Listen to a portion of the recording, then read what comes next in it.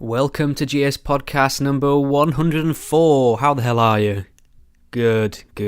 David Smalley will be joining me in conversation for this episode. David's the host of Dogma Debate on Podcast One. You can find that at www.dogmadebate.com. Been aware of his work for some time, so I'm very pleased to have finally had the opportunity to pick his brains and cover what I think's quite an important subject that's causing a lot of division and general social media lunacy. David's show, Dogma Debate, is great. It's there's not enough shows with that sort of ethos. He reaches out to people with very, shall we say, different views to his own, and they have a discussion, but it's not shout fest.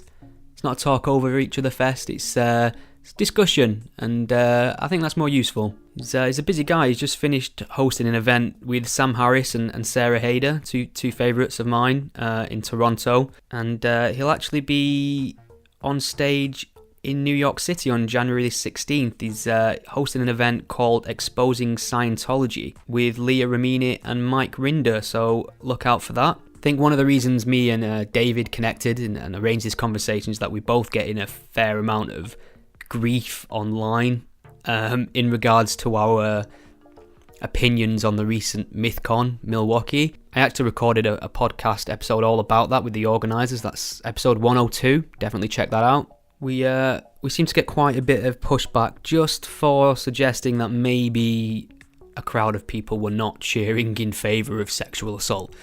So we do touch on Mythcon a lot, but fret not if you've reached the limits of your patience with this topic. We cover a whole host of things, right through American politics to the atheist community in general, to what I term Nazi hysteria, and humanism, really, which is good to hear somebody advocating that in response to the divisions at the moment. And a fair warning, I'm not somebody who usually issues, I suppose, trigger warnings, etc., but there is some discussion about sexual abuse on this show. David speaks very candidly about his own experience with this, which is something which was surprising to me and might be surprising to a lot of my listeners, and should really give reason to reassess your rhetoric if you're one of those people who casually throws out terms like rape apologist towards people. So I'd like to thank David for speaking very openly and candidly about a very serious and what must be difficult topic for him. So make sure you send some love his way, send him some feedback, send him some follow-up questions if you have them. You can find David on Twitter at David C. Smalley. The C is very important there. If you just find at David Smalley, you'll end up annoying some guy in Britain who, as far as I'm aware, doesn't have a podcast. So at David C. Smalley, and check out dogmadebate.com. You can keep up to date on this fine podcast at gspellchecker.com. Enjoy. There's a word that some folks find real hard to spell. Ain't it horrible for me, except after seeing who cared to go burn in hell?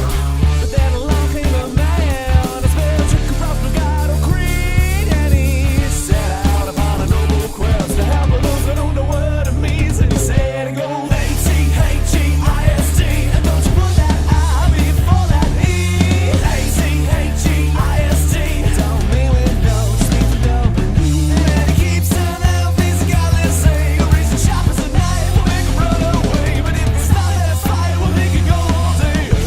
Spell checker, he's got a spell check, and now you know how it goes, so sing along with me. A-T-H-E-I-S-T, A-T-H-E-I-S-T, A-T-H-E-I-S-T, A-T-H-E-I-S-T. It's a great pleasure to welcome David Smalley to the GS podcast. David, good to have you. How are you? I'm okay. Thanks for having me. I appreciate it. Just okay. Just okay. I'm not going to lie to you. There's a lot going on and a lot of misunderstandings. So hopefully I can get some things resolved. And I wish that the two of us had been able to meet and talk under better circumstances. Maybe we can do this more in the future on other topics. I know we share a lot of common ground and probably a lot of audience crossover. But it's a shame that this had to be something that we talked about first. But whatever. it is what it is. Absolutely. Well, I'm hoping we make the best of it. And I would imagine we do probably share a lot of audience crossover. So, I mean, it's probably redundant for me to ask you just to explain a little bit about who you are and what you do. But for the off chance that a handful of my listeners don't already know, maybe you could just guide us through what you do with your time. Oh, sure. Yeah, I'm the host of Dogma Debate on Podcast One. It's a podcast where I intentionally reach out to people who completely disagree with me. Typically, they are fundamentalist conservatives, fundamentalist Christians, people on the religious right. And the whole point of my show is to have respectful dialogue with people who general society or our followers or listeners would deem as monsters or horrible people, anti-gay bigots, things like that. I'll sit them down in my studio and talk to them like human beings and find out what's causing that behavior, what's causing that hatred. And I like to debate topics of religion. I debate politics, I debate religion, I bring pastors on, ask them why I should believe what they believe. And to my surprise, a lot of Christians support the show. We have a lot of folks on our Patreon who are very respectful, understanding Christians who love the conversation. So they sign up, they support us financially, and they get involved in discussions. And I'm telling you, the discussion threads on our Patreon are nothing like what you will see on Twitter or Facebook. They're much more well-measured and very careful to be respectful about what they're saying.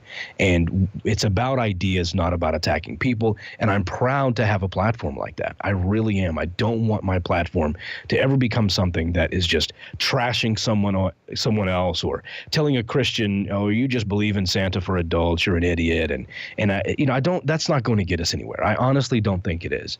So I'm proud of having a platform where I invite people on who disagree with me, and I've done it for years. And here recently, I've been able to make a living doing it, and I'm really, really proud of that. That's excellent. I suppose, in a way, with you seeking out people who differ from you in terms of ideology, it can be quite frustrating to be faced with somebody who's so dogmatic in their thinking. Do you ever lose your composure at all? Is that part of your style at any point to get angry with these people? I just don't. As a matter of fact, we released an episode yesterday.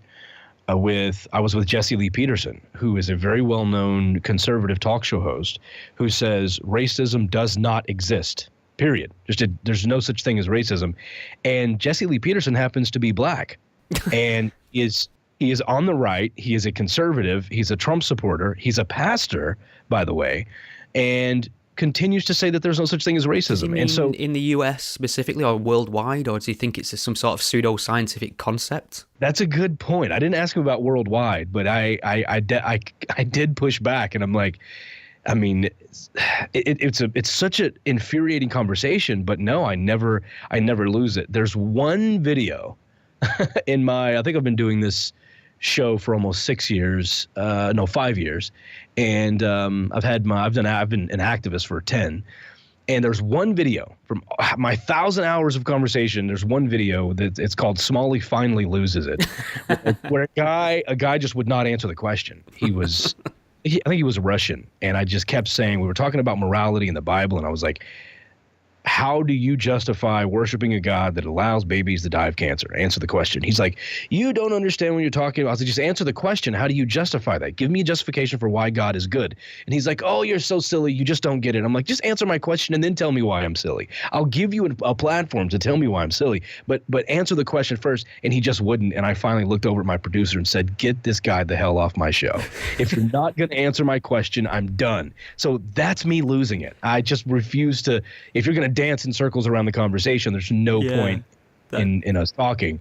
That's the one time I lost it. I never, ever just go off on my guests, even when I think they deserve it, because I look beyond their behaviors. I think about their words and their behaviors, and I think, what's driving that? Especially for those of us who used to be Christian. I look at that and go, there's something driving that. It's either indoctrination or their own fear or their own hidden psychological memories and problems that they don't want to deal with, so it's easier to attack their people. What's going on there? And I try to be there for that person who is being hateful, because I think that if we can help them and they become on our side, that's truly making the world a better place. I don't have to destroy my enemy if I can convince my enemy to join me. Yeah, I think there's far too much black and white reasoning in these scenarios. This mentality of you're either with us or you're against us, and a lot of lines being drawn. I think that brings us smoothly onto something that we've both spent a little time kind of involved in recently, and none of us was at this conference, but this is Mythcon in Milwaukee. Very controversial. I mean, is it controversial? It's difficult to measure when you get an online response whether or not that's indicative of a larger problem or whether it really is just this one minority group that's shouting the loudest. But I mean, maybe you can explain when this conference came on your radar and when you got sucked into this whole argument about deplatforming and Nazis and so on and so forth. Yeah, so what started this for me is I, leading up to the conference, I saw a lot of threats about this is going to be an alt-right conference. This is going to be Nazi Fest 2017. It was all just Nazis and alt-right, and we shouldn't allow them to talk. And I saw a lot of this, and then I watched the video of a couple of the presentations and debates. And then I saw the outrage after. And I guess what was so shocking to me was that all of the outrage seemed to be centered on one tweet and people cheering for that tweet. And I saw the outrage and people saying, oh, everyone who cheered, they were obviously disgusting human beings. They cheered for rape. And we can tell your audience the details of that in a moment. But that's what I saw. So the outrage over a tweet and a cheer. And I just backed up, and all I tweeted out was, I actually shared your article, and I said something along the lines of, before this conference, we were told there were going to be Nazis everywhere. And after, I'm hearing people talk about a tweet and cheering, so there were no Nazis. And that was kind of my point, is that the alarmists beforehand were way overblowing this. And there were even people calling the venue, threatening things, saying that you're not safe if you attend. And, it caused their security fees to go up. And you covered it very well in your article. I don't need to rehash it. But it was just silly to me that it was all brought up, this was going to be horrible. And it's like people made up their minds this was going to be horrible no matter what. And now at the end of it, we're talking about a tweet and people cheering for it. Now, granted, that is its own problem, and I want to get into that in just a second. But my whole point in this was it wasn't what you thought it was going to be. Can someone admit that? And nobody will. They've just shifted the outrage to something else instead of saying, oh, wait, it's not, there weren't Nazis there. There's something else that we're upset about. And so, I don't know. We can move into that if you want, but that's how I got into this. Is I was seeing the outrage and I thought that's not what I expected. I expected to be like, oh my God, we punched so many Nazis at this conference, and that never happened. And I wanted someone to say, okay, maybe we over exaggerated beforehand, but there were still some really shitty things that happened, and to get into that, and that's not what they're saying. Okay, well, I mean, I think the fact that we'll have to unpack this tweet issue, I think, and the fact that we are doing that, and that is still the main focus point of this entire conference, just kind of shows you what a damp squib it was in terms of neo-Nazi controversy. So I think what we're referring to here is a YouTube personality called Sargon of Akkad. Now, I've seen a few videos of his. I think I've had a few communications on Twitter when he was on Twitter. I think he's been suspended permanently. And this is a guy who's very forthright, has a bolshy style about him, can be quite insultive, shall we say. And for me, that's not my style. That's not really how I operate with people. But I don't think I need to police other people's demeanour and their, what they see as tasteful. And from what I can tell, he deals purely in speech. He says what he thinks and he uploads it to YouTube. He's not advocating violence or breaking any laws. And he's got a sizable audience, a huge audience online. So it makes sense that somebody would want to invite him to the conference. So, I suppose maybe we could start there. Do you think someone like him is justified in being platformed at an event like the Mythicist conference? I think anyone who owns a platform is allowed to platform whoever they choose. Yeah. And I can disagree with that, but they have the right to do it. And I don't necessarily disagree with it. But let's think about that. You mentioned that he was kicked off Twitter, and this is true. Do you know why he was kicked off Twitter? From what I can remember, and I'm sure one of my listeners might correct me or have some fuller information, but he used to send screen caps of interracial porn to, white nationalists and people on the alt-right to wind them up, images of white and black people copulating it in the hope that it would trigger them. It was like a really lewd form of trolling, I think, but I think obviously that violates Twitter's terms and conditions to some extent. Yeah, you put it beautifully. And that was so interesting because the first time I heard his name, people were telling me he was a harasser and he was an alt-right and he was a Nazi sympathizer and he was a rape apologist. And then they were like, he's even been kicked off of Twitter. They were using that to say what a horrible person he was. And then when I looked into why he was kicked off Twitter, it was because he was tweeting interracial porn and even interracial gay porn at white supremacists on Twitter intentionally to torment them. Now, but would I do that? No, but that is hilarious to me. And I understand Twitter has the right to kick him off. So yay them. They have the right to do that. It's their platform. They chose not to have him on the platform. But to turn to this guy and say that he's now a Nazi sympathizer or that he is the alt-right because of other things that he has said regarding speech is really just kind of silly. And when I say something like that, people say, I can't believe you're defending this guy. That's not defending him. And this is sort of the theme of this entire thing. Me offering an understanding and say, I get why this happened is not the same thing as me approving of it. People know my show and my demeanor and my character has always been based in a respectful approach. I've even gotten into it with Dave Silverman because I'm like, Dave, your approach is so mean and nasty to people. And he's like, Dave, you're so soft. You're an accommodationist. And we're friends, but we butt heads over that and we disagree on what the best approach is. But I think Dave will agree that it's good that people like me are out here doing it. And I agree that it's good that there are firebrand people who take a more harsh approach. I think it takes all different kinds. And I'm not going to say that my way is better than yours, or if you don't do it the way I am, then I'm going to go on my platform and tell everybody to stop supporting you. And it's just this silly high school fighting back and forth. I wouldn't tweet interracial gay porn at anyone. Because I don't want that on my account. I don't want porn on my account. I don't want sexually explicit material on my account. Because I'm trying to attract people who are interested in the truth about Christianity, and I'm not going to get that by displaying that kind of material. So I avoid that kind of harsh stuff. But you're right. He's allowed to do that. That's what he does. And people are allowed to platform him if they choose to platform him. I don't understand. I understand people saying, I'm going to boycott Mythcon because that guy's going to be there. That they absolutely have the right to do, and it makes sense.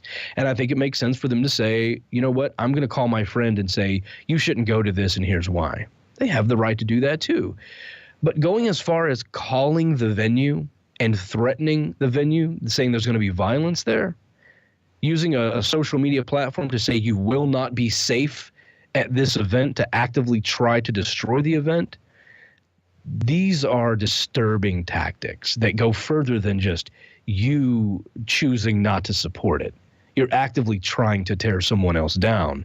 And so I think it's disturbing that if that's the way you live your life, that you must be so miserable that if someone's doing something you don't like, instead of walking away from that and turning your positive support to something you think is positive that will outmatch that, that's a good way to live. But to turn around and spend your time actively trying to disassemble people who you don't think should even be talking to one another, now you're crossing a line of, it's a very fascist way to behave. I disagree with you, so I want to suppress you and stop you from talking to one another. That's very disturbing. It doesn't sound American. It doesn't sound like you support freedom in any way. And it's just really disturbing. Yeah, and I think one of the important things to note about that as well, you put that really well, but also there are people buying tickets because they want to see this individual speak. And by trying to shut that down, you're also telling other people what they can and can't hear if they choose to, which is almost as an important right as freedom of speech, freedom to listen as well.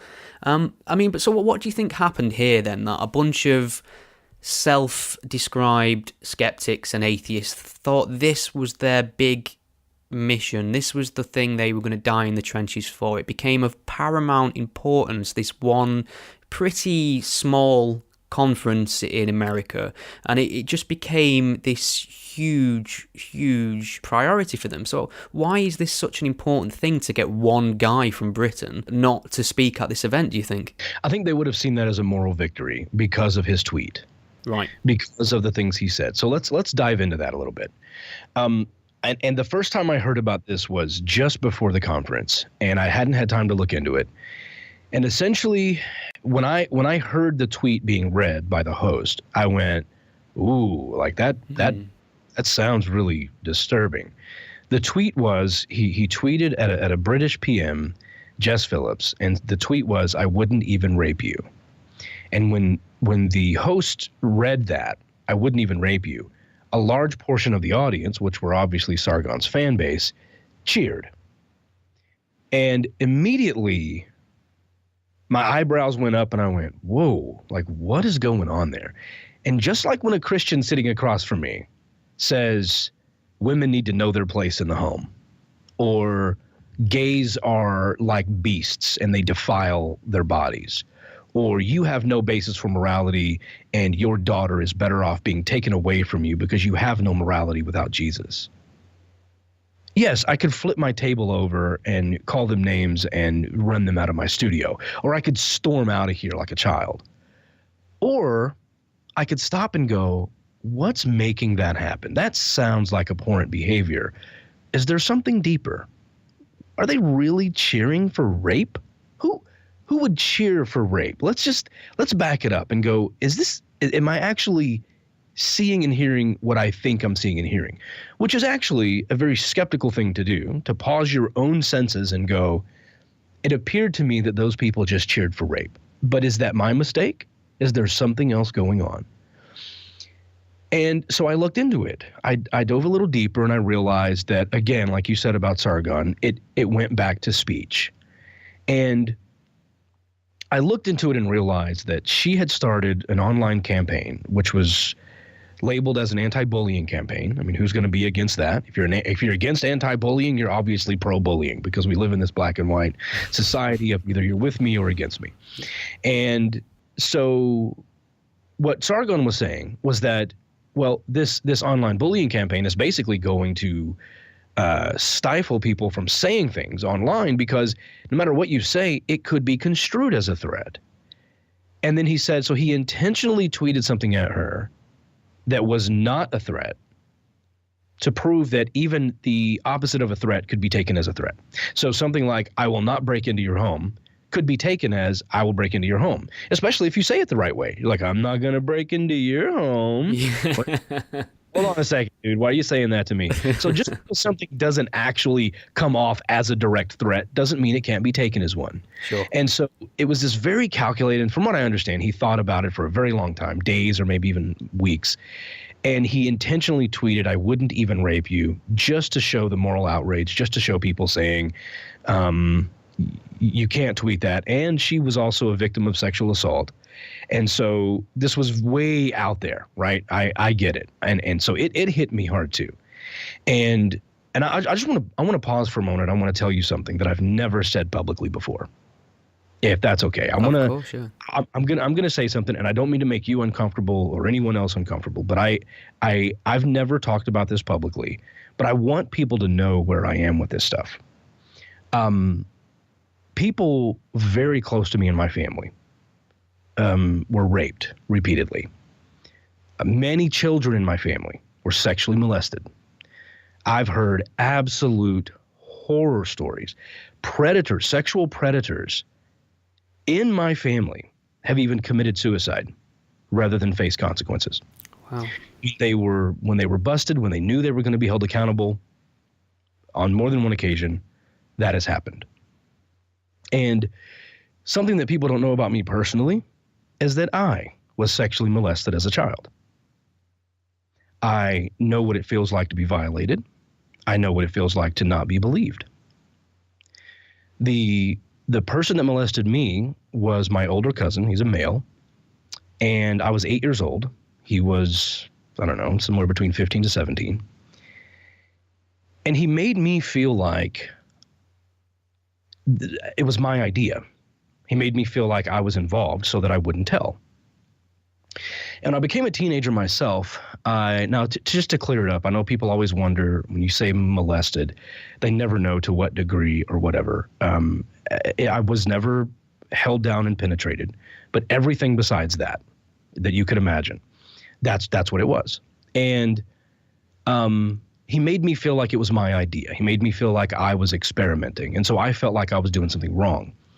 When I became a teenager myself, I started to hear how child molesters operate, that's exactly what they do to keep you quiet. And around that same time, it came out in our family that he had molested my younger cousin as well. And so I'd already had this guilt as a kid that I did this bad thing I wasn't supposed to do when I was 8 years old. And then as a teenager, the guilt hit me all over again, because had I said something, even though I knew I was going to get in trouble, or I thought I was, had I said something, he might have never harmed my little cousin. And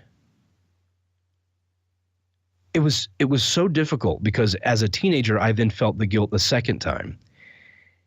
And I thought, okay, now that it's out though, this bastard's going to get it. He's going to get what's coming to him. He's finally going to be held accountable for this. And my own grandmother sent that child molester away to protect him from law enforcement. And he was, I still to this day don't know where they sent him, but he was protected by my grandmother. And so me and my little cousin were left to just deal with this. There was no therapy. There was no apology. There was nobody, when it came out, everybody just went, well, he's gone now, and what are you going to do about it, kind of a thing. And it was this really weird thing of, you hear these stories of, a girl being raped on a bus, and people just freeze and watch. And you're like, how could anyone just stand there? Well, I understand, because that's what happened in my family. Nobody did a damn thing to protect me. Nobody. Nobody filed charges. Nobody stood up for me. It just went away. They just stopped talking about it. Several years later, when I was in my early 20s, the guy came back around and accused me and my little cousin of lying, of fabricating the entire thing. So now I know what it's also like to be a victim and to be blamed and to not be believed. And I got on the phone with this guy and I said, look, I think what you did is disturbing and disgusting, but saying that me and my little cousin are lying is even worse now, because you're continuing to divide our family and people are picking sides. And he said, what do you want me to do? He says he was just a teenager experimenting. He didn't know what he was really doing. Whatever. We've all been teenagers. We've all experimented. I've never in my life had any desire to grab an 8-year-old boy and do sexual things to him. So I told this guy that, and I said, there is something wrong with you. There needs to be something discussed. There needs to be therapy. There needs to be consequences, something. You cannot get away with this. He said, what do you want me to do? I said, I want you to apologize to our little cousin. I want you to tell the family that you lied. I want you to be honest about it. And I want an apology from you. And he said, I'm not going to do that. And I hung up on him. We didn't talk again for another year. He finally called back and was willing to do it. So he did this big apology to everybody in the family, said, I'm so sorry. It was very heartfelt. He was crying. He said, I don't know what was wrong. And he just sort of buckled in front of everyone and said, I apologize. By this time, I was in my early 20s and I forgave him. To this day, my own grandmother has not acknowledged her part in protecting him. She's 83. She's not in very good health. She's been close to death a few times, and every time something happens, I'm the only one that doesn't show up at the hospital. I cannot. Some will say, though, that's holding a grudge or whatever. I'm telling you, I cannot force myself to be there for someone who protected someone who harmed children. I'm not friends with my cousin. We don't talk on a regular basis. In fact, we haven't really talked since then. But that was at least some form of closure for me. And now that my grandmother is on the verge of dying, it's dividing the family again. Because everybody, now I'm the bad guy. Why is David not here? Yeah. Oh, David's too good to be here. The child molester's there. He's there with the family. Everybody's let bygones be bygones. And the woman who paid to protect my molester is dying.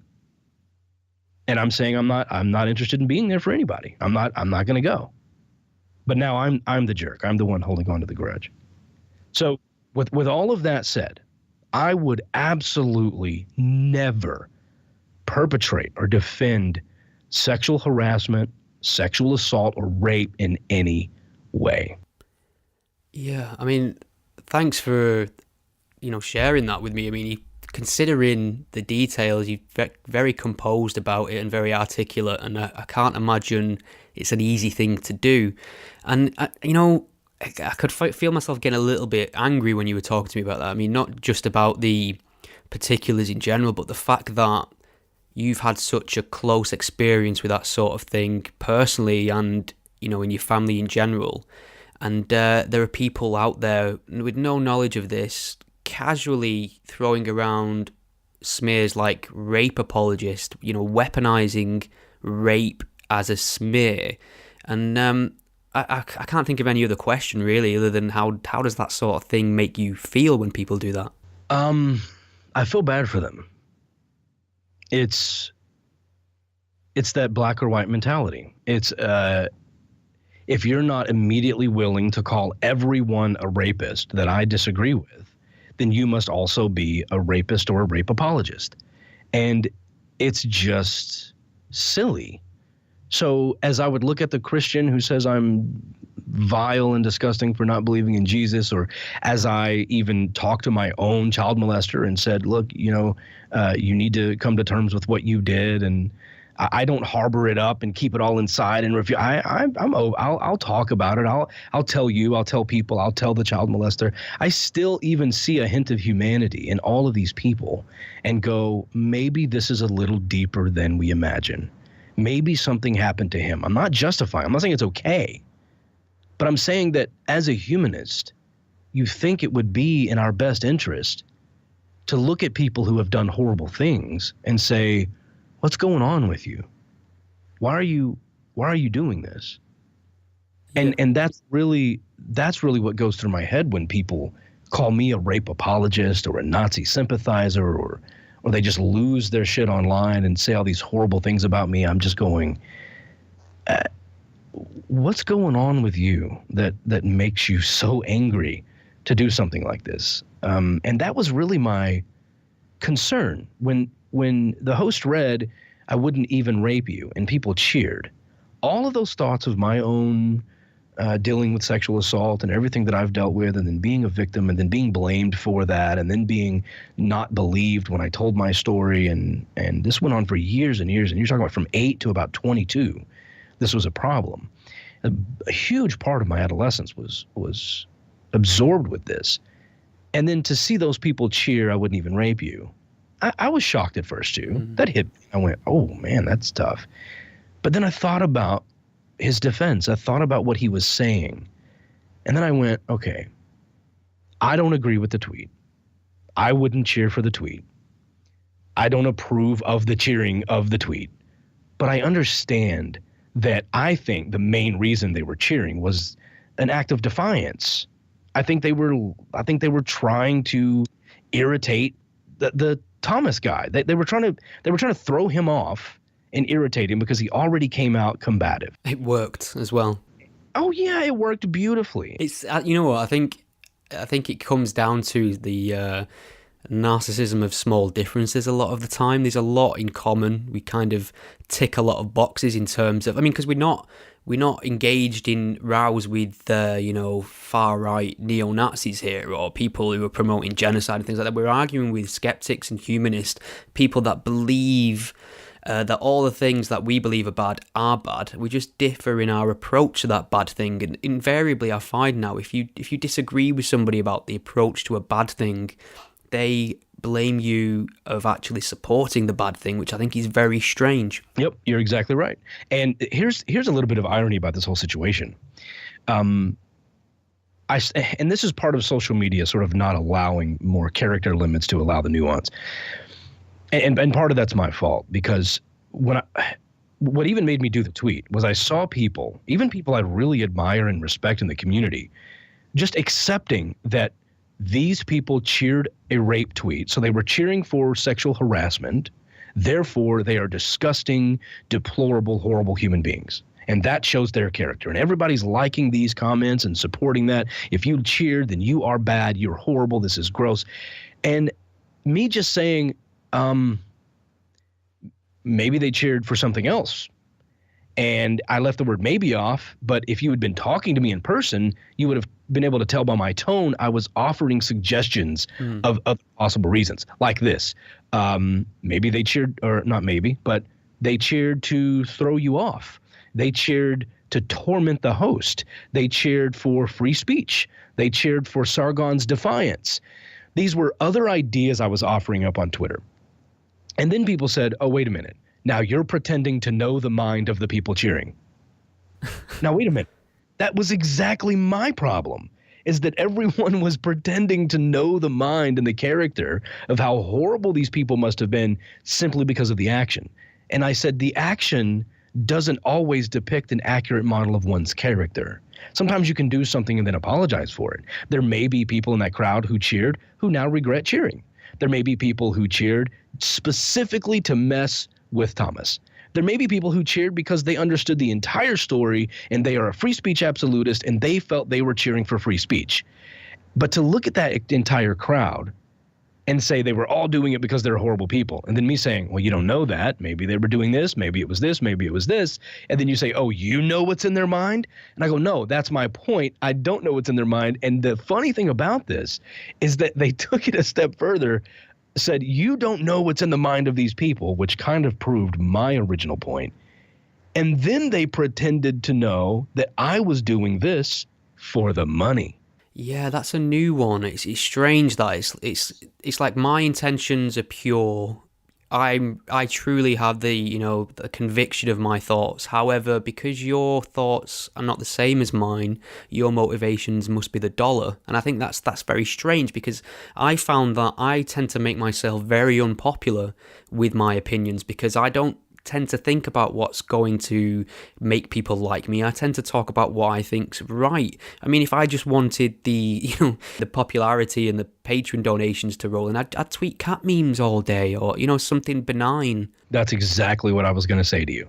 If I was in this for the money, I would shut the hell up about it. Yes. And I can show you my downloads. If I have a Christian on and it's me and a Christian talking about the Bible and I'm doing my debate style,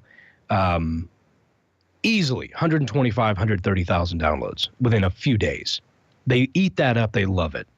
When I have 3 or 4 atheists sitting around and we're talking about politics, it's still up there, but it's substantially less than that. Right. And so I can watch my audience dip when I talk about politics versus when I talk about religion. Now, I can't just talk about religion all the time, because there are still a huge number of people who love to hear me talk about these other things. But I do see the dip. And so let's be honest about this. First of all, it's ironic that these people, or not really ironic, just inconsistent, that these people would say, you can't know the minds of the audience, and then those same people pretend to know my mind and say that I'm doing something to be profitable. Secondly, anytime this happens, I lose followers, I lose patrons, I lose members, not because of things I actually say. It usually ends up being because someone posts their version of what they think I mean, and then there's 400 comments of hatefulness about me. And people go, what? I didn't realize David Smalley was a Nazi who raped kittens. And then they go, screw that guy. And they just go pull their funding without even really knowing what's going on. But the bigger question is, since when did being pro-rape and pro-Nazi become profitable? I don't understand how anyone could say, yeah, liking rape is really the good way to go for our society. That doesn't even make sense, even on a surface level. And then on top of all of that, if either of us really wanted to be about the money, we would just pretend to be Christians.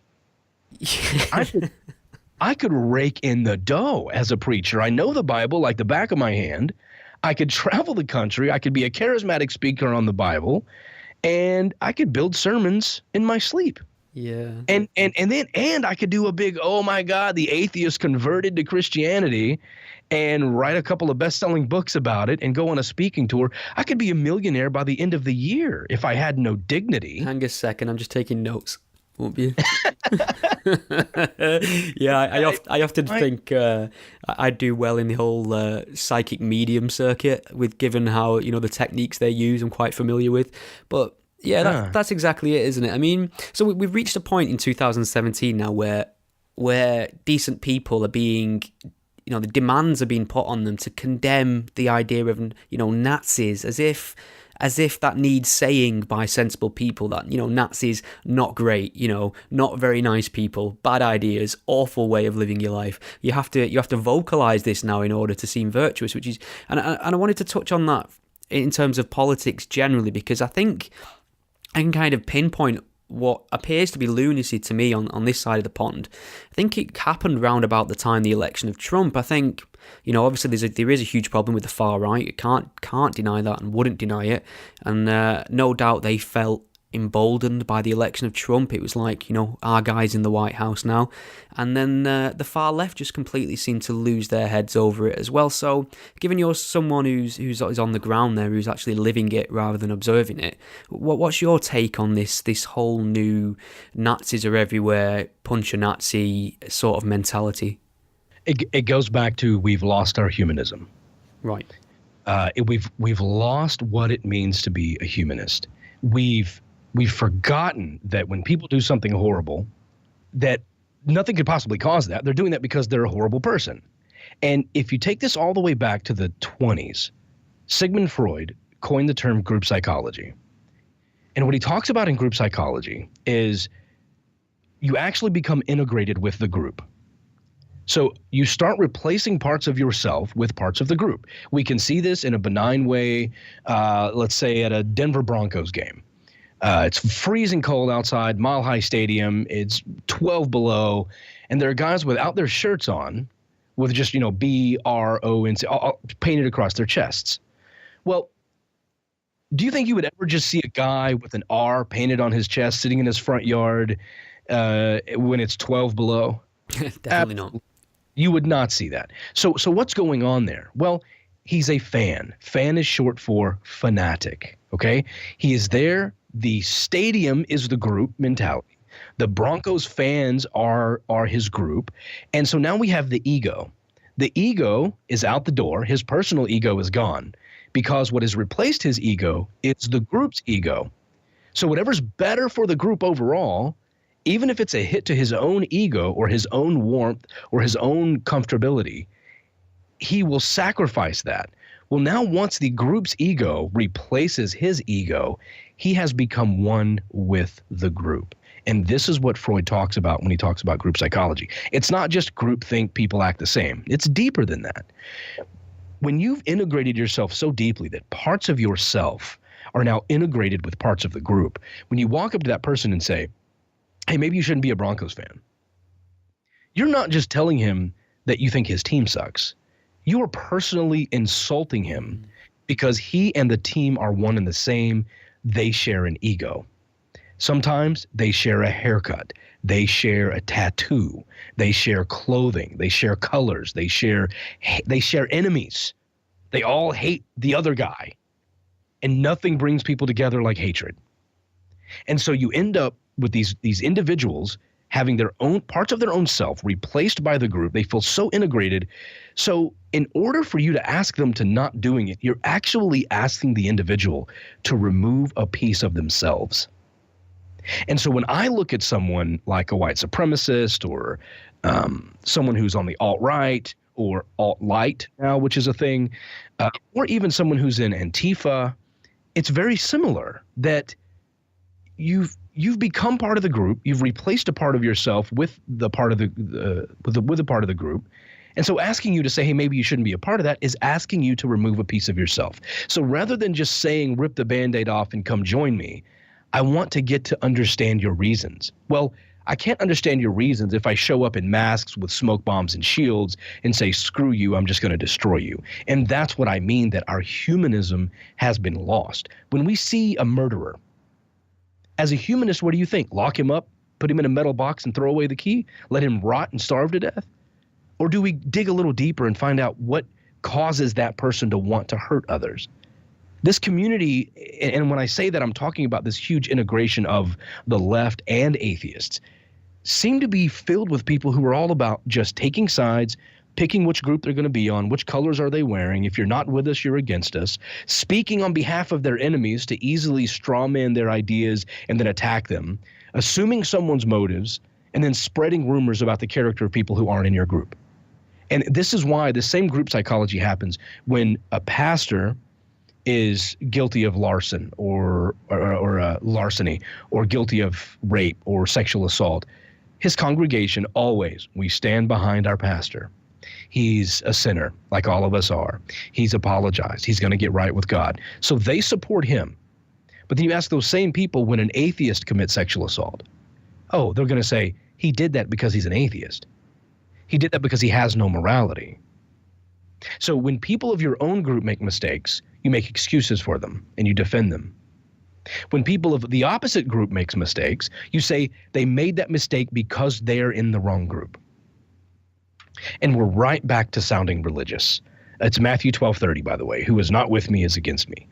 Psalm 14:1 says, the fool has said in his heart, there is no God. It even goes on to say they are unclean. They have done evil works. There is not one who does good. It's this mentality that if you're not on my team, you are completely against me. You are my enemy. And that's the black and white thinking. And we've lost the humanism to look at individuals and say, but what is causing that person to say something that I find disgusting? But it's the religious thing. Just like whenever I mentioned this show, I said, I'm going to go on Stephen's show, and I mentioned you. Here are some of the tweets I got. If you're going on the Godless Spellchecker podcast, you've made your views clear already. Yeah. You are siding with sexual harassers. Sure. They have no idea they are literally typing that to a victim of child molestation. But I am siding with sexual harassers for coming on your show to talk about it. If you want to clear it up, you're better off avoiding Stephen Knight. I mean, it's the same way with pro-life arguments. Once they believe they are morally superior, they can make up whatever claims they want about pro-choice women being murderers or whatever. Facts don't matter. There is no nuance. You're either pro-life or you're anti-baby and you want to kill things. It's black or white. It's us versus them. It's very religious. The nuance is gone. You're either on my team or you're a rape apologist. You're either in favor of punching Nazis or you are a Nazi. And that's the problem. Yeah. Where are these people? Where are these people when I have a nationalist on and I say things like maybe there would be less racism when no more white people exist on the planet? Are the Thomases and the Dan Arrows and the Eli, are those guys retweeting me and sharing my stuff and saying, hey, this is great liberal stuff. This is really lefty stuff. We agree with him. Where are they when I bring on a pastor who says racism doesn't exist, and then I quote statistics on disparities in income and conviction rates in the justice system to show how blacks aren't treated fairly? Are they sharing that show? Are they saying we agree with David on this? I saw Sargon's stance where he said feminism is a mental disorder. And I know what he means, what it's becoming and how people are ruining the idea of it. And here's what I tweeted out. I said, hating feminism because it's been taken over by alarmists is like hating airplanes that have been hijacked. Treat the illness and continue on. That was my tweet. I disagree with Sargon on that you should just throw feminism away because there are alarmists there. I don't think we should throw airplanes away because they're hijacked. Get rid of the cancer that's causing it and keep the airplane moving. Did any of those folks retweet or share that or support me in that idea? No, because David's a pariah. He's not on our team even when he makes sense, and we can't violate our religion. Matthew 12:30. David is not with us on everything, so he must be against us. Sam Harris doesn't agree with me completely on everything, therefore gross racist. Just suggesting that these folks could have been cheering for something other than being awful. Now, I'm a horrible rape apologist who's in it for the money because, being in favor of rape really brings in the fans and cash. But ultimately, this whole concept, all of this, the Nazi thing, this all ties together. It's what Michael Shermer called on my show, preemptive denunciation. If I call David a horrible person, no one's going to think that I'm a horrible person. Right. If I call X a rapist, no one's going to think I'm a rapist. You can replace any word with that. If I attack you, if I come out saying Stephen Knight is such a misogynist, disgusting, horrible human being, no one can call me a misogynist because I called you out for being a misogynist. I can do that with Nazi. I can do it with whatever. And then it just starts this bizarre feeding frenzy. And if you look at what I actually said on Twitter, none of it deserves the kinds of attacks that's going on. Not about racism, Nazis, alt-right, none of it. And if you talk to one individual person and say, what are you so upset about? And they go, oh, David, alt-right rape apologist. Okay, I understand you feel that way. Show me something that David said that caused that. Well, he said people may have cheered for something besides sexual assault. Oh, so you're concerned about him saying that people could have cheered for it. A second ago, you said that he approved of sexual assault. Like, you see the arguments break down. That shows you that it's all emotional. Throwing out claims of being a Nazi, throwing out claims of being a rape apologist. This is all fueled by emotion. And I think these folks, 90% of whom are atheists, they think it is impossible for them to be religious because they overcame that. And they don't realize this is just religion 2.0. They are jumping on an emotional bandwagon. They are not taking facts for facts. They're not accepting evidence. They want to gang up, have an enemy, speak for their opposition, assume the motives of those people, spread rumors about those people, say that the other people are horrible, very much like the Bible says, not one of them has done good. Not a single person who says there is no God has done good. Come on. It's the same. Look, maybe I'm naive. maybe I'm so hopeful for humanity that I just can't make a leap to believe that any human being would literally cheer for rape. Yeah.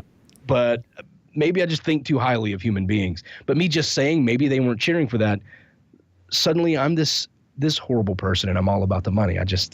It's bizarre. And I hate to tie it back to the same thing we already talked about, but that's kind of the problem, Stephen. It's all tied together. It's just preemptive denunciation. If I can just call you whatever is the worst thing at the time, nobody's going to think ill of me. Yeah, I mean, 2 points, I think 2 final points on that whole crowd cheering scenario. I mean, first of all, we haven't even got...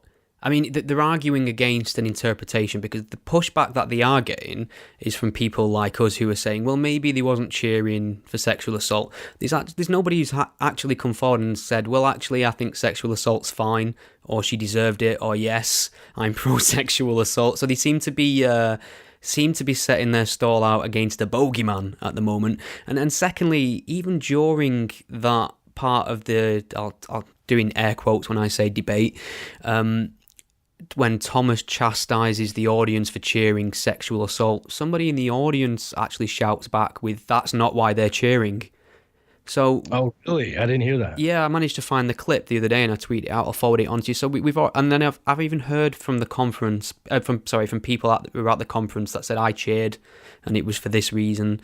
I've spoke to the organisers at the conference and they spoke to people on the ground afterwards and their feeling was, well, we were cheering for Sargon, we were cheering for his defiance. I mean, if you look at the video, he very facetiously answers Thomas's, inquisition with, yep, a kind of dismissive manner, and that always gets laughs. And it's important to point out that leading up to this, there was a lot of, it was almost like a UFC fight coming up, right? The one guy's talking trash, the other guy's talking trash. I'm going to destroy you, or I'm going to destroy you. Thomas threatened to drop out and say I may not even go, and all this other stuff. And it's it was clear that Thomas wanted to show up and just do the knockout punch and destroy this guy. And I think Sargon's crowd, whether I agree with him or not, doesn't even matter. It's that his crowd was going to make damn sure Thomas did not feel like a victor. That's what they wanted. They wanted to make damn sure that he didn't feel like he won anything. So they would have, Sargon could have taken a shit on the stage and they would have cheered him and said it was the best shit they have ever seen in their lives. It didn't matter. They were honestly just trying, I believe they were honestly trying to frustrate Thomas, prove that they had Sargon's back, and some would cheer for defiance, some would cheer free speech. But to look at that and say that they pretend to know that they cheered for rape and that they're all deplorable, I just don't think that's being very skeptical. I think we got to back up from that. And I know people who I love and respect disagree with me on that. They assume that that's the case. I just say we used to be about evidence. And you go, well, them cheering is evidence. Well, hold on a second. It's evidence of a cheer. Yeah, it's evidence of the cheer, and it does make us all feel weird inside. It does. Especially my history. It makes me give pause, but we have to put that aside and look deeper and say, is that realistic? Are they cheering for rape? Are they cheering for harassment? Or could there be other things they're cheering for? And to just assume that we know their motives and we know their character, I just think it's a leap, and that's the leap I can't make. And I feel like our community, especially being a skeptic community, we should pause and we should look for more evidence, and we should let it be a more nuanced discussion rather than throwing all of these people away as deplorables and saying they're all horrible human beings. I just don't think that's our community used to demand evidence from the Christians. No, you show me evidence and then I'll believe. Okay, these people cheered, that's evidence. Well, there could be other evidence. Nope, I'm going to stop looking at evidence and I'm going to make up my mind that these people love rape. Come on, let's not do that. Let's bring back the humanity. Let's bring back the humanism and say maybe there's something deeper going on here. Yeah, I think that's perfectly well reasoned and well put. I mean, you mentioned the word community there, really, so I need to ask you about this whole idea of the atheist community and what it means, because I kind of come in and out of it a little bit. I mean, I really value the idea of solidarity with atheists, as few as we are. However, whenever I read things about rifts in the atheist community and infighting, invariably and in the nicest possible way, it usually pertains to a couple of Americans have had nasty words with each other. It doesn't feel like it's as inclusive when people use that term. And I was wondering, do you think there is something valuable about the atheist community as one, or is it kind of like herding cats? Matt Dillahunty says multiple times there are multiple communities. There's the online community, and even online, you've got the Facebook folks and the Twitter folks. They tend to use different stuff. Some use both, but there's definitely a different vibe on Twitter than there is on Facebook. There's even Instagram that's separate. There are people who attend conferences. There's the activist community. And then among the activist community, you have folks that are focused on humanism and outreach and helping the homeless. You have folks that are focused on separation of church and state, marching on Capitol Hill. And then you have people who have turned it into trying to turn atheist conferences into social justice conferences and forcing a movement to make a left turn into social justice. And so I agree with Matt that there's not just one community, but it's splintering day by day by day, and it's becoming very, very difficult. And I would encourage your listeners to go listen to my most recent episode. I just released it today or yesterday. And I start off that episode with a speech that I just gave at California Free Thought Day. And I talk about how there's this huge convergence of feminism and diversity and intersectionality, looking at all this going, no, we need free speech advocates. We need gay rights activists. We need Hispanics and black non-believers. Why do all these people care about calling themselves free thinkers? It's because we all converge on this idea of personal freedom. Gay people want to get married without discrimination. Trans people want to use the bathroom of their gender without being discriminated against. Blacks don't want to be unfairly treated in the justice system. Hispanics don't want to be unfairly profiled and they want to see real immigration reform. We all have our different targets for where we are personally. But we all want to identify as free thinkers because we share the common ground of personal freedoms.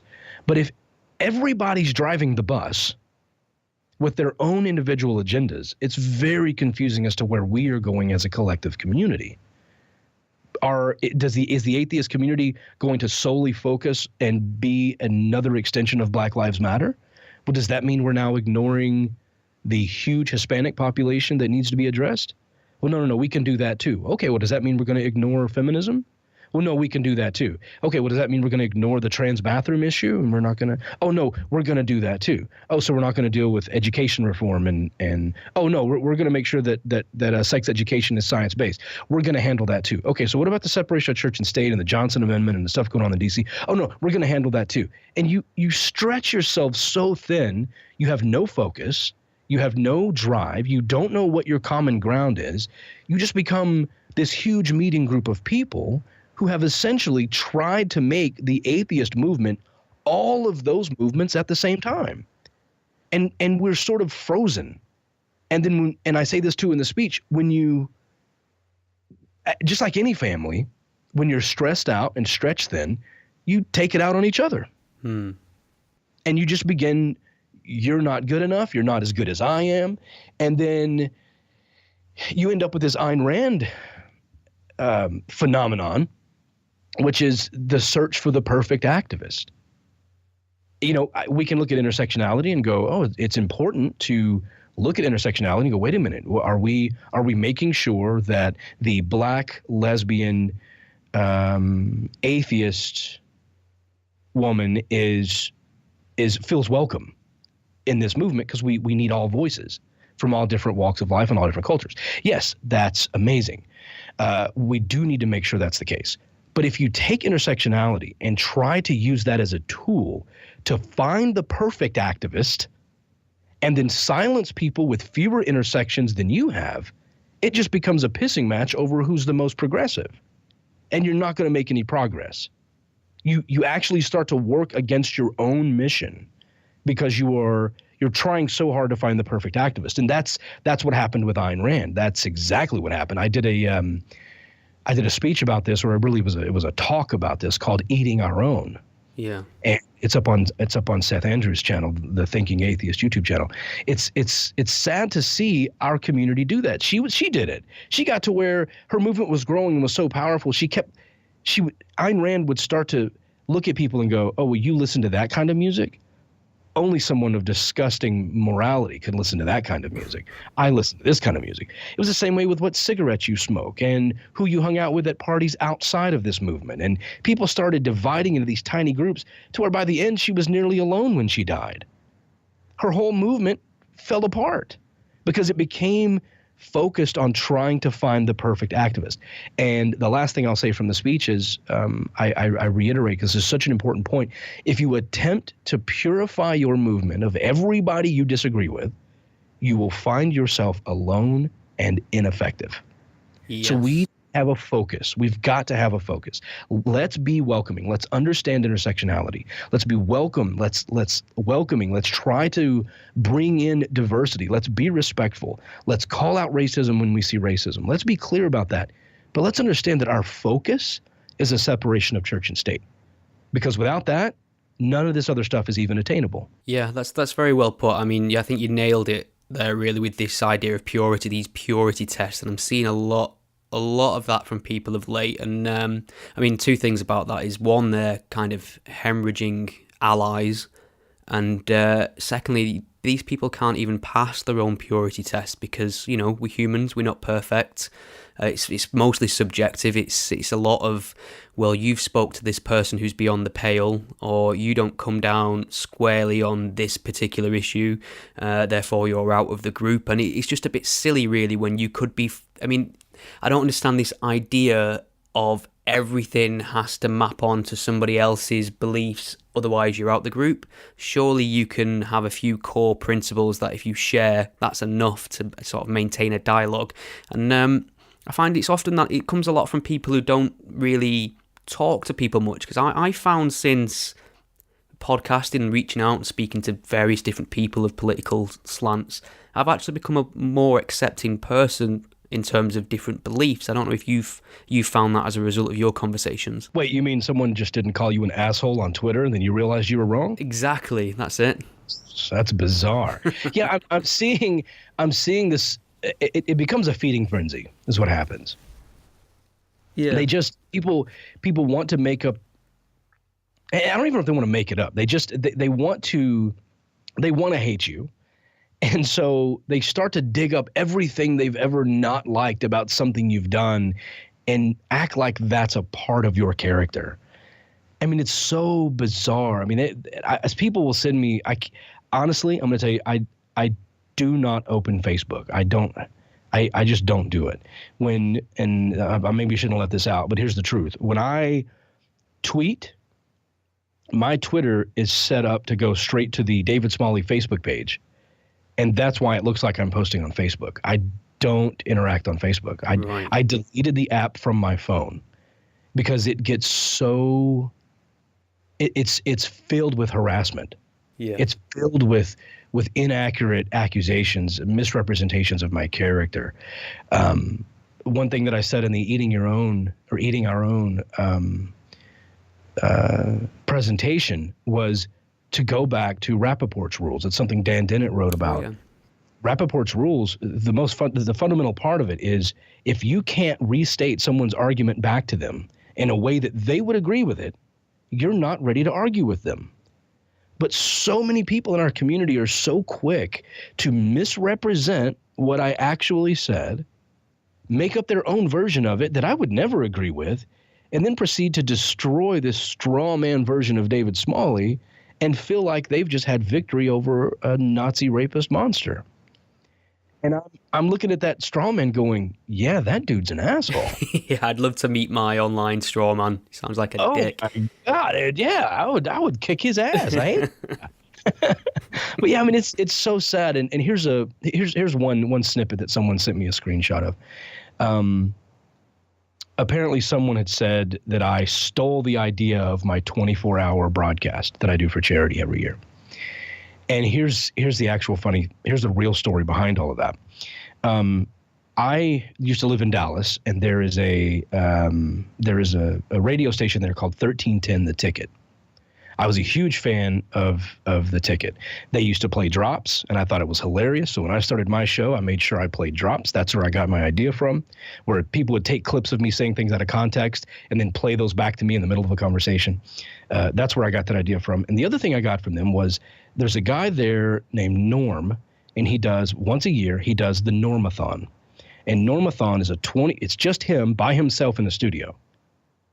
No guests or anything. It's him for 24 hours straight on a show to raise money for, it's either Toys for Tots or something along the lines of helping underprivileged kids who are in trouble, you sell your car and then Cars for Kids type thing. It's some sort of really cool charity. And I thought the first couple of years I had my show, I thought, I want to do something like that. I wonder if I could make it through a 24-hour broadcast. That's a radio badass thing to do. I would love to do it. I would love to do it for charity. And I thought about it, and I sort of played with the idea, and I wasn't sure. And then right as I was about to start working on it, I heard some podcasters doing a podcast for charity thing. I think it was 24 hours. I wasn't sure. But I heard that I didn't watch it. I didn't listen to it. I wasn't involved at all. And some of the people that were involved, I didn't have good relationships with. But I saw a lot of backlash afterwards. People calling me saying, "Were you part of this thing? Did you do it was an atheist podcast for charity? Did you do this?" And I was like, "No, I didn't have anything to do with it."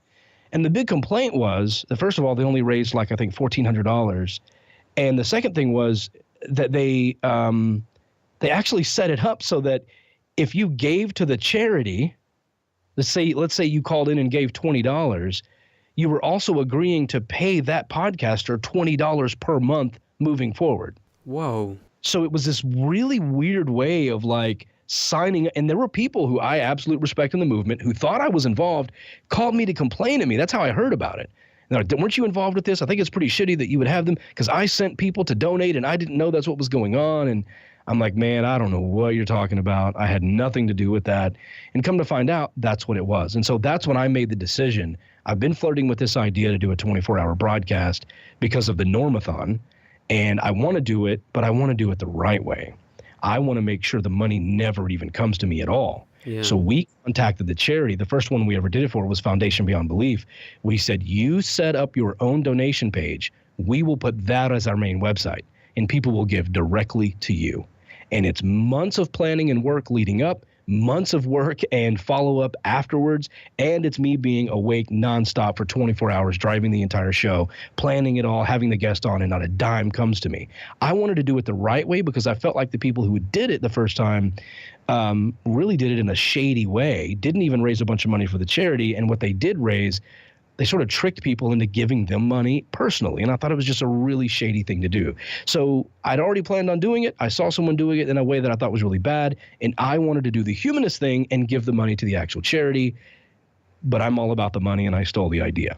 Right. So that's what's being perpetrated now is, oh, you stole this idea and you're all about the money. It's funny. Some of the people saying I'm all about the money are literally the ones who made that original podcast where they were taking money monthly from the people who were giving. And so my place has always been, I just want to do the right thing. And you know what? When I started my show, being Christian was quote unquote the right thing to do. And shutting up about it was the right thing to do. Don't you dare tell somebody they're doing something wrong in their religion. So I did the right thing, and people hated me for it. The Christians hated me for it. And now that atheists may hate me for doing the right thing, I'm not going to stop. I'm going to continue to do what I believe is right. And if that's standing up for free speech or offering another idea as to why people could have cheered or doing a 24-hour broadcast in a way where the money doesn't come to me, that to me is the right way. And if you get angry at me for that and then talk about me behind my back or create entire web forums based on me being a horrible person, the chances of me even seeing it are slim to none. But here's what I'll say. And again, I'm sorry, I said this in my speech too, but if you dedicate your platform to how stupid someone else is, you're not making yourself look any better. In fact, you're just making it harder for the rest of us to accomplish anything substantial. We're trying to keep a separation of church and state and fight these people who are trying to force religion on us and our kids. And you're taking your platform and your people and you're using it to slander and destroy other people. Why not focus on something positive? Why not lift people up that you do agree with? Why not? How miserable are you that this has become your life? It's mind-blowing. So that's my motivation, is to stay focused on things that I think are important. And sometimes people aren't going to like that. And I can't lose sleep over it. And you know what one person said to me, they tweeted at me, "I'm very disappointed in you." I found it to be condescending, like she was talking down to me. And my initial response, and I said this, and again, I'm not perfect. I replied originally and I said, well, good thing your approval isn't on my list of things to give a shit about. It's fair. It's fair. That was my first tweet. And then that was out there for maybe 4 minutes. And I was like, okay, maybe that's not the best thing to say. So I went and deleted it. It was only up there for a few minutes. I deleted it, and then I made my new response. Me understanding why someone could have cheered does not mean I approve of it or defend them. And that's the answer I wanted out in the public. Well, it only took 4 minutes. Someone took a screenshot of my original answer, and the following morning tweeted that picture at the person who didn't see it before. Oh, great. And then the moral outrage began. I can't believe this. Oh, he's such a piece of shit. Oh, what an asshole. It never even got down to the actual answer, and I deleted it for a reason. But you know what? When you have an audience, things like that are going to happen, and there's nothing I can do about it. I think they expect perfection out of anyone with a following, but they are allowed to do whatever they want. They are allowed to misrepresent and misconstrue whatever. They're allowed to not forgive. If I deleted it, obviously I realized it was a mistake and didn't want it out on the internet. But you know what? They just want to share it around and continue to pretend like I'm a horrible piece of shit when this is a bigger issue. For me, it's me going, hey, guys, maybe we shouldn't pretend to know what's in these people's heads. You know, just like with when Antifa shows up to a Trump rally and starts pelting people with eggs and bricks. I go, hey, some people who vote for Trump are strictly one-issue voters, single-issue voters, and they just think he has the ability to bring jobs. Yeah. They're not racist. Not every Trump supporter is a racist, and you showing up being violent to them just makes us look bad. You're pretending to know what's in their minds. Can we not do that? And then I'm called a racist Trump supporter for I had a lot of this after the inauguration because I got a lot of heat from people on Twitter because I refuse to condemn all Trump supporters as racist. I thought this was the most, uncontroversial viewpoint ever to say, you know what, they probably aren't all racist. And the fact that I vocalized this opinion, it was like a lynch mob. So I think people have genuinely lost their heads over the election of Trump, and we're completely saturated. I mean, I can't look anywhere. I remember, I think after this second week after he'd been sworn in, I thought to myself, I need to kind of get away from all this Trump mania. So I'd go to like a comic book website or a movie website, and they'd find a way to weave Trump into it. I opened my Facebook this morning, and there's a big video on there of British school children addressing as Trump for Halloween, and it's 360 panoramic, it's Trump mania everywhere you look, and I don't think people are dealing with it very well. When I went to California Free Thought Day in Sacramento, we had a big speech at the Capitol and all this huge event, and I bet people will be shocked to hear this.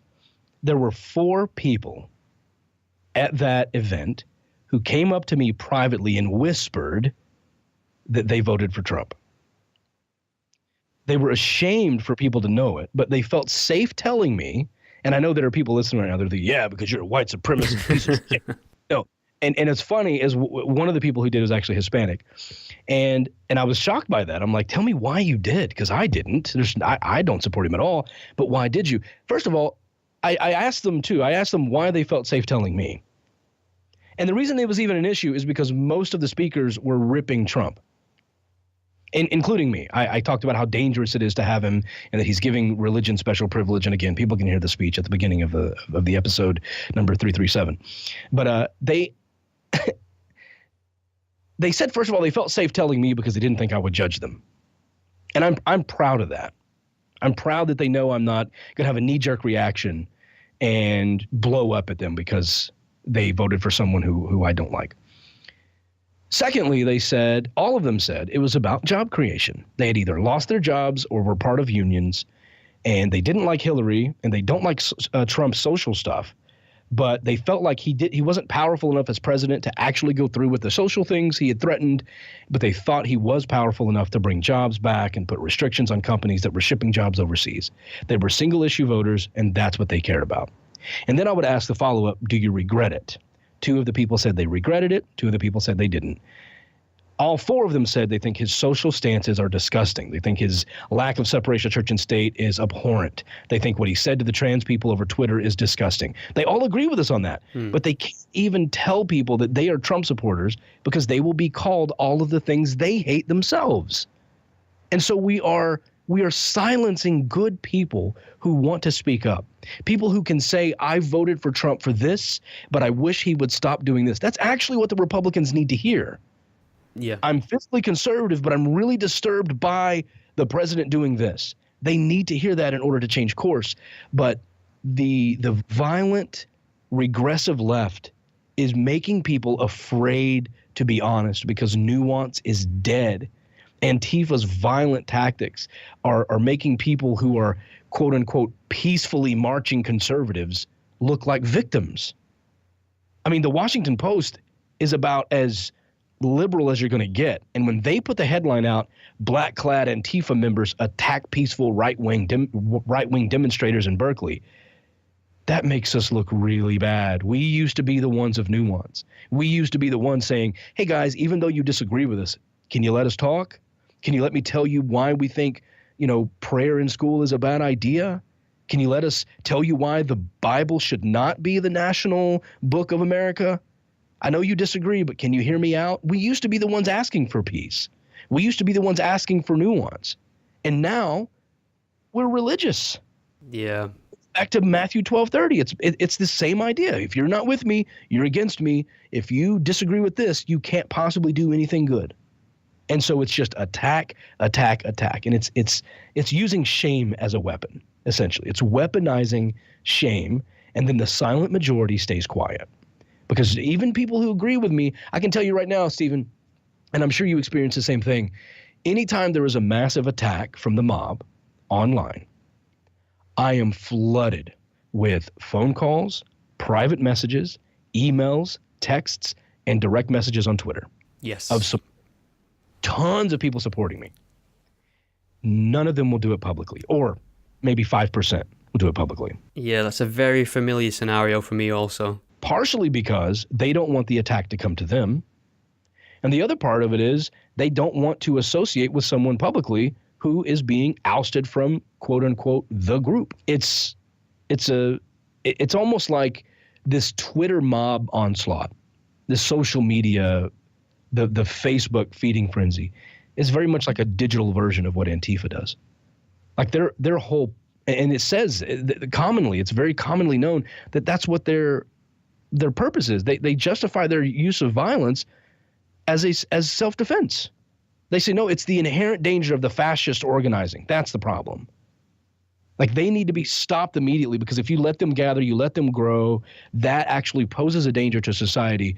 So then we can, but since there's no vetting process, there's no let's make sure these people are actual Nazis, then anybody on Twitter just gets to go, hey, conservatives are meeting down the street. Let's go punch them.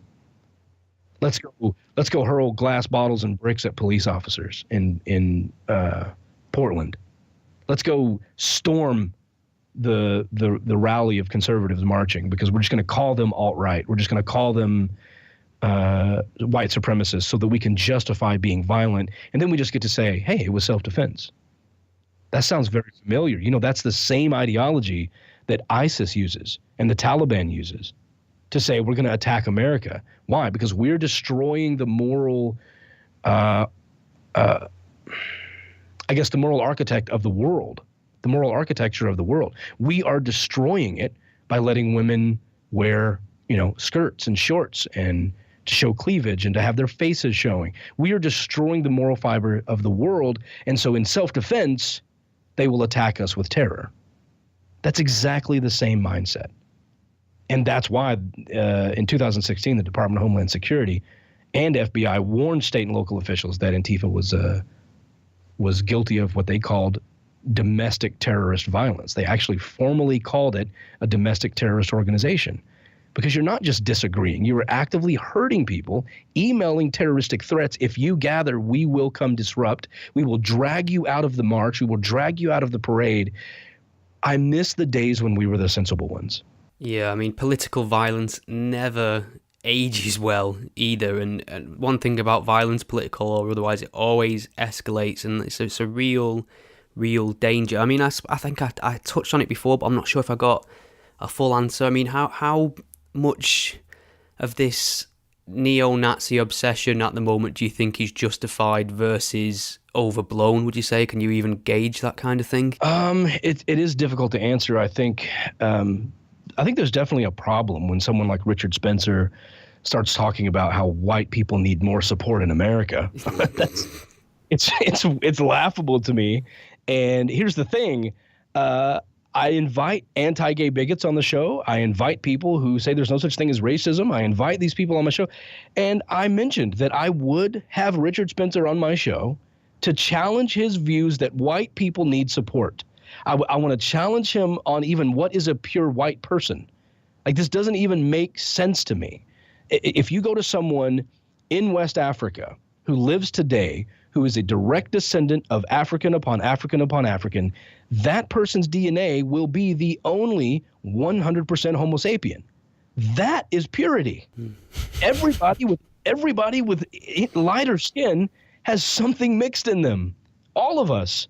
I think I'm like 0.6% West African and North African. And one of my ancestors from West Africa was born around 1840, which technically... Did you do one of those DNA tests? I did. I did one, and it literally said master race. That's how white and kind of unexotic my lineage is, unfortunately. You got to have something in there. I think there was a little, I think Native American, but it was something like 0.0 something or other. I need to double check. You've got to have some Neanderthal or something. Yeah, just about. And mine even says that my Neanderthal DNA probably has a lot to do with my height. I'm like 5'6.5" and stocky. It's like, yeah, I kind of get that little ooh. Yeah, that's me. I'm fine with that. That's you can tell just by the sound what face I'm making. Ooh, That's essentially where I come from. And so I find it funny that white supremacists have anything to be proud about. What are you proud of exactly? It's that you've got more of this than that in you? That's silly. You had nothing to do with it. You have no reason to be proud of it. And you're not even 100% Homo sapien, which then people could start arguing, are you even human?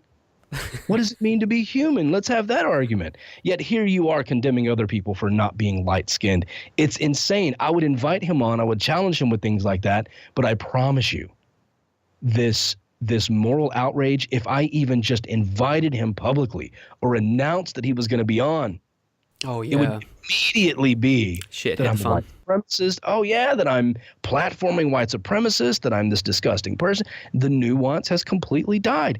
You know, when The Atlantic covered Antifa's violence, it was so remarkable. The image that they used in The Atlantic was of this big fire extinguisher that was squirting out flames. Ah, very clever. Very clever. Because the definition of fascism, I've got it right here in front of me, is a form of radical authoritarian nationalism characterized by dictatorial power and forcible suppression of opposition. I tweeted that one time and was like, it sounds to me like Antifa and Black Bloc's violent actions sound very fascist. This forcible suppression of opposition. And I tweeted the definition of fascism. Someone on the left replied to me and said, if you think fascism is the forcible suppression of opposition, you are stupid. I'm like, I literally just quoted a dictionary and I'm an idiot now? I mean, it is incredible. Have you had the, they're called anti-fascist, therefore they are anti-fascist argument? I hear that a lot. A lot of people just say that it's in the name. And as if that ends it, as if, okay, no further discussion needed. Yeah, well, I mean, think about it. Think about who else uses that. And again, I'm going to tie this back to religion. Think about every disgusting organization out there that is violating people's rights and dividing families. What are they called? The Family of America Association, and American Family Radio, and Family First. Family First, the guy, I think it's James Dobson, teaches people to hit their kids and beat them with belts. Great. He literally advocates for child abuse and calls his organization Family First. Do you think that that argument would work the other way? If you say, hey, it's Family First. They're advocating for child abuse. It's in the name. It says Family First. That's what I'm saying. These folks don't realize just how religious they are acting. Yeah. And when I'm stepping back going, guys, please, you are headed down an awful, awful path, and you don't even realize you are being duped. You are falling back into the same pattern that got you into Christianity. When you broke away from that religious ideology, when you divorced yourself from that, and you looked back and thought, oh my God, I believed what I was told.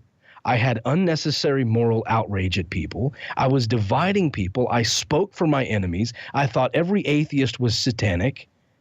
I didn't understand what I was doing. You're doing it again. You are speaking for your enemies. You are grouping people together. You are practicing Matthew 12:30. You are creating enemies. You're trying to publicly destroy the reputation of people who you don't agree with. This is very religious behavior, and I am pleading with people to back up and stop.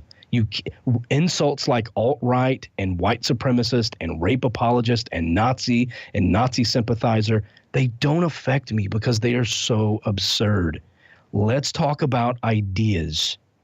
Email me with an idea that you disagree with and evidence that I said the opposite. And I will either defend myself or tell you that I think I was wrong. But calling me a Nazi just shows you're not interested in conversation. Yeah, I think that's a fine point, and just spoke for over 90 minutes now. Took up enough of your time for one day, I think. Is there anything at all that you're desperate to get in that you don't feel you've got in? Oh, no. I appreciate you doing the show. I appreciate you talking to me. I don't know. I think we could probably talk about this once a week for 90 minutes and have enough content for the rest of the year, Stephen. I don't think there's anything else that I need to say at the moment. But I just, I would like people to ask themselves about humanism.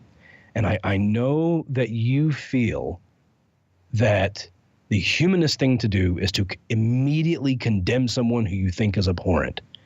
That is not humanism. It's not. It's looking deeper than the action and finding out what's going on with the human that's causing it. Is there information available to me that I haven't really understood yet? Moral outrage does not make you morally superior. It just doesn't. So embrace the humanism. That's my plea for people.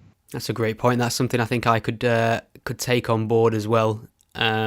David, it's been lovely to speak to you, and I'm really glad we did. And just the only regret I have really is that it took so long, I suppose.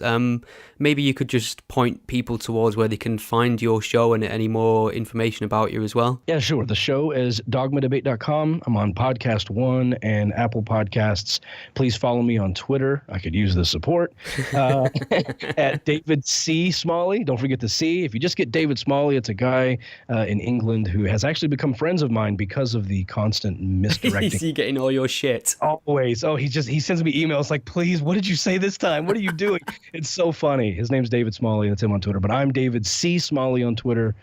I really appreciate some support on Patreon. It's patreon.com/dogmadebate. Excellent. All right, David, thank you very much. All right. Thanks, Stephen. Thank you for listening to the Godless Spell Checker podcast. If you've enjoyed the podcast, please consider supporting by visiting gspellchecker.com/support. From here, you can either become a Patreon subscriber, or you can give a one-off donation through PayPal, or you can just follow some instructions on how best to share the podcast on social media. Put it on a memory stick, throw it at people, whatever works best. Any support's greatly appreciated. I think we've all learned something here today.